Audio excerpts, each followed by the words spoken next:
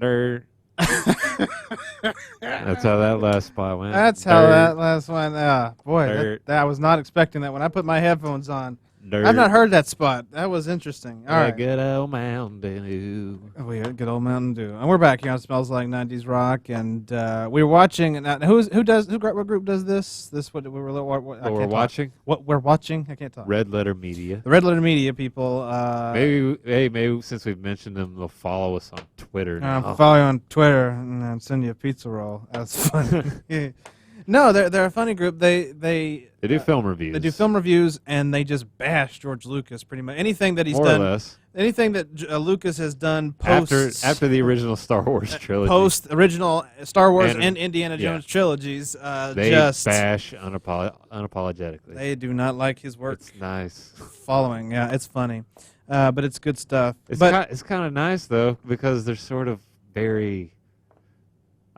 When I first started watching them, I'm like good. Like I don't have to accept the crap that was the Star Wars prequel trilogy. True. I don't have to just accept it. I can complain about it. See, they were not works of art. No, neither was Kingdom of the Crystal Skull and Indiana Jones. But I will say I liked all those movies. I did. All of them. Well, maybe not Phantom Menace, but I did like Attack of the Clones pretty well. I liked Revenge of the Sith. Even I liked that one a lot, Revenge of the Sith, and I enjoyed the Kingdom of the Crystal Skull. There is a review that will explain why you should not like. Oh, I'm sure it's out there. I'm sure it's there. I've watched it.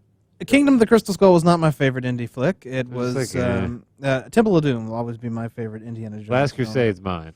Last Crusade was good too. That's my second favorite, and then Raiders, and then Kingdom of the Crystal Skull. But I did enjoy it. I do accept it as part of the Indiana Jones franchise? Chronicles, yeah, just as I accept the Phantom Menace as part of the Star Wars Chronicles. I don't want to, but I do, and I make peace with it. I don't really. Well, I kind of like the Phantom Menace just because when I saw it, I was 9. Well, yeah, it's a Star Wars movie. Really when you're a kid, you're going to be all over it. Yeah. Yeah. So, but its rewatchability has definitely kind of waned. There is no rewatchability for that film.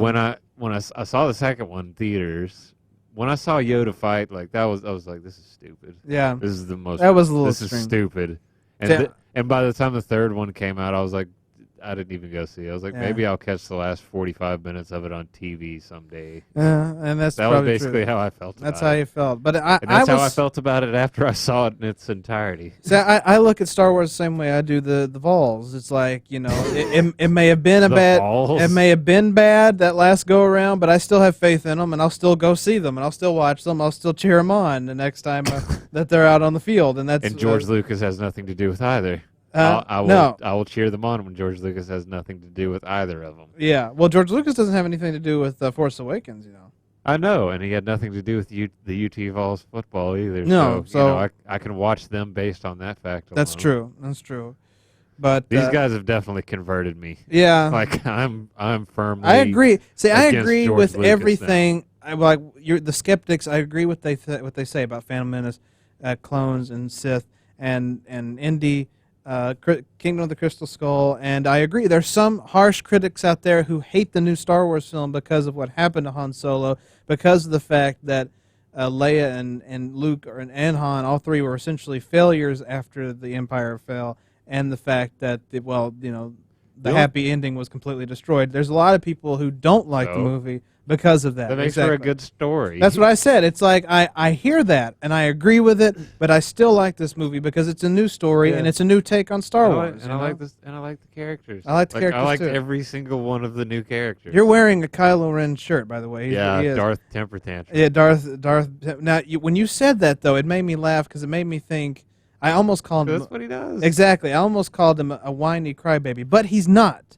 Because that would bring him down to the level of Hayden Christensen as Anakin Skywalker, and he's not Anakin. Well, Hayden Christensen, that's what they were trying to do. But they didn't do a good job. It could have worked. No, he's creepy. Adam Driver is creepy as Kylo Ren. He's actually very funny. He hosted Saturday Night Live a couple of weeks ago, and he was very funny. But I saw the outtakes of the undercover boss skit that everybody's talking about. The outtakes were even funnier than the actual. He's actually a very talented actor, but he pulls off being a douchebag pretty well as Kylo Ren.